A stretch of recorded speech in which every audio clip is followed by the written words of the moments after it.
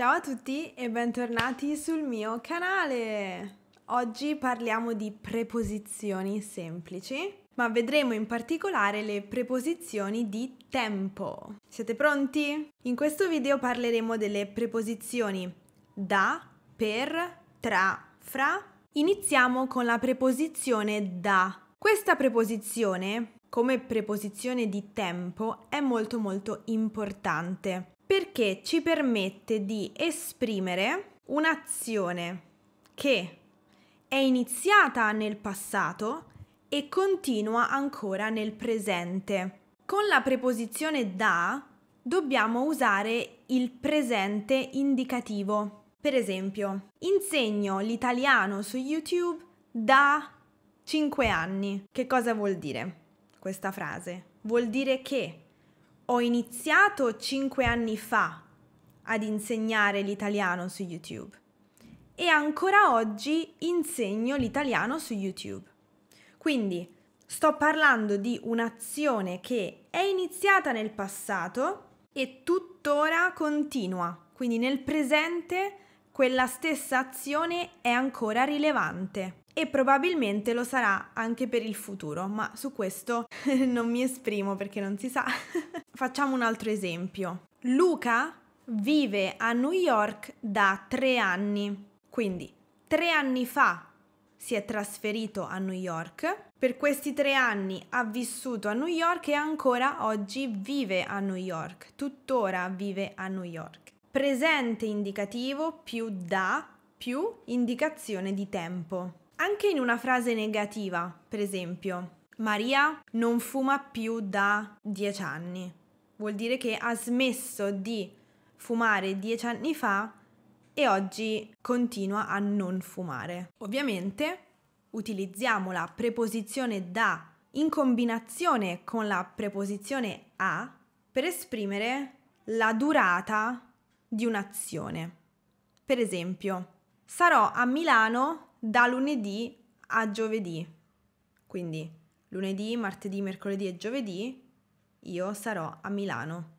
Il martedì ho lezione dalle 9 alle 18. Quindi dalle 9 di mattina alle 18 di sera io ho lezione. Ok? Quindi da e a servono a limitare il tempo in cui si svolge un'azione. Un'altra informazione con da è che da è presente in espressioni del tipo da giovane, da bambina, da ragazza, eccetera. Oppure da adulta, da anziana, eccetera, eccetera. Da bambina significa quando ero bambina. Da anziana significa quando sarò anziana. Ok, quindi possiamo avere queste espressioni per evitare di fare una frase verbale. Allora facciamo una frase nominale. Poi passiamo alla preposizione per. Usiamo questa preposizione per indicare un periodo di tempo in cui si è svolta un'azione nel passato, con il passato prossimo, oppure nel futuro, con il tempo futuro. Per esempio, ho fatto nuoto per 7 anni. Che cosa significa questa frase? Significa che per 7 anni io ho fatto nuoto ed è un'azione legata al passato. Nel presente io non faccio più nuoto, quindi l'azione era vera in passato, è stata vera per quei 7 anni, ma non è più rilevante nel presente. Stessa cosa al futuro. Resterò a Roma per una settimana. Quindi nel futuro resterò a Roma per una settimana. Quella settimana è il lasso di tempo o il periodo che noi trascorreremo a Roma. Però non vale nel presente. È un'azione che accadrà in futuro. Quindi quando utilizziamo la preposizione per, solitamente parliamo di un'azione che si è svolta nel passato ed è finita, oppure di un'azione che si svolgerà nel futuro e deve ancora cominciare.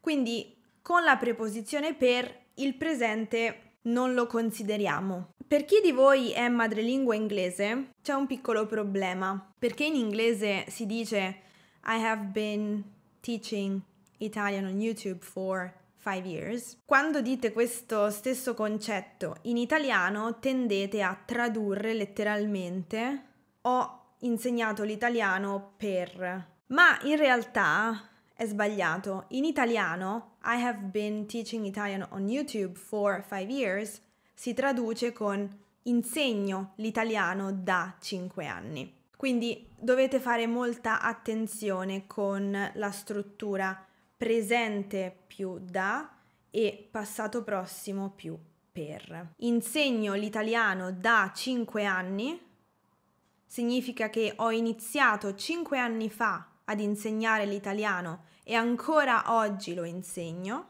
Se invece dico ho insegnato l'italiano per 5 anni su YouTube, significa che è un'azione legata al passato. Adesso io non insegno più.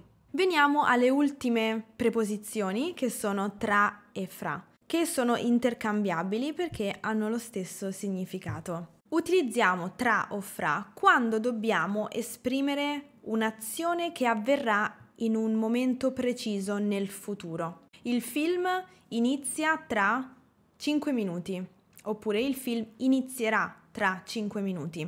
Vuol dire che dal momento in cui io parlo devono passare 5 minuti e quando saranno trascorsi 5 minuti il film inizierà. In inglese si usa la preposizione in per esprimere lo stesso concetto, ma in italiano dobbiamo invece utilizzare tra oppure fra, perché se io dico in sto facendo un calco dall'inglese e comunque in ha un altro significato. Se io dico scrivo una lettera in 5 minuti, significa che il tempo che io impiego per scrivere la lettera è 5 minuti.